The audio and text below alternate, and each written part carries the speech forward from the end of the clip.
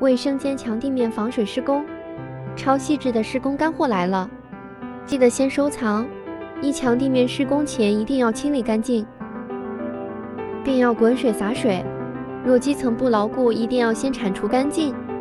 二、墙面必须滚涂界面剂，然后披刮第一遍墙面刚性防水。三、一定要等第一遍防水初步干燥后，披刮第二遍齿形防水。四、重点部位墙角处出水口处，一定要用毛刷，刷时墙面一定要用刚性防水，防止墙面脱层空鼓，更适合大砖上墙，切勿漏掉门垛侧面防水。五、地面防水施工前，卫生间门槛时一定要先铺贴好，防水层形成闭合，才能防止水分渗入到墙体内。六、加固墙角管根处，一定要用防水砂浆刷成圆角。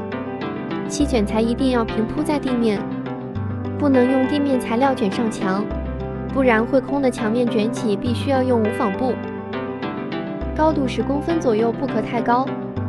八、地面防水第一遍，用调好的防水浆料铺贴卷材，卷材一定要刮平整，无气泡，无褶皱。九、重点部位一定要用无纺布搭接，管根往上翻卷，滴漏处往管内翻卷，门槛处也一定要卷边加强。10、最上层用柔性防水涂刷整个地面，并一定要覆盖墙面防水部分。